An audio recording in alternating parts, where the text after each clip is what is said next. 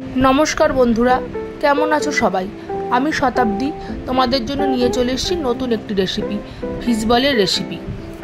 বাড়িতে অনেকগুলো মাছের পেটি পড়েছিল, ভাবলাম কি করব, নতুন কিছু করা যাক। আমি এখানে মাছের পেটিগুলোকে সেদ্ধ করে নিলাম, আলু আর ডিম নিয়ে নিলাম এবং আলু আর ডিমটাকে আমি দুটো সিটি দিয়ে সেদ্ধ করে নিলাম। মাছটা সেদ্ধ হয়ে গেছে, মাছটাকে আমি ভালো করে বেছে নিলাম, আলু আর ডিমটাকেও ঠান্ডা হতে দিয়ে দিলাম। ভালো করে মাছ বাছা হয়ে গেলে আলু আর ডিমটাকে আমি কি করব, গ্রেটারে গ্রেট করে নিলাম।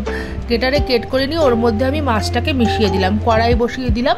কড়াইতে একটুখানি জিরে ফোড়ন দেব, জিরে ফোড়ন দিয়ে পেঁয়াজ আর রসুন কুচিটা আমি এর মধ্যে দিয়ে দেবো। ভালো করে ভাজা ভাজা হয়ে গেলে ওর মধ্যে আমি একটু লবণ, হলুদ, জিরে গুঁড়ো, লঙ্কার গুঁড়ো দিয়ে ভালো করে কষিয়ে নেব এবং একটু আদা বাটা দিয়ে দেবো।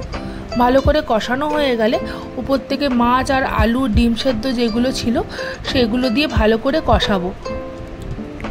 কষানো হয়ে যাওয়ার পর আমি এখানে একটু কাসুরি মেথি আর গরম মশলা দেব। কাসুরি মেথি আর গরম মশলা দেওয়া হয়ে গেলে ভালো করে নেড়ে শুকনো করে পুরটিকে আমাকে রেডি করে নিতে হবে। ভালো করে রেডি হয়ে গেলে হাতে একটু তেল মাখিয়ে বল আকারে গড়ে নেব এবং একটা জায়গায় ময়দা নেব। ময়দার মধ্যে লবণ, লঙ্কার গুঁড়ো আর গোলমরিচ দিয়ে একটা ব্যাটার তৈরি করে নেব এবং একটা মিক্সির জারে কর্নফ্লেক্স নিয়ে ওটাকে আমি গুঁড়ো করে নেব।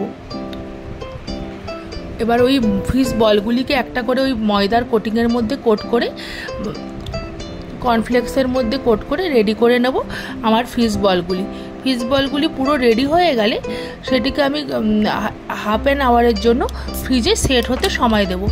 ভালো করে সেট হয়ে গেলে কড়াইতে তেল দিয়ে দেব।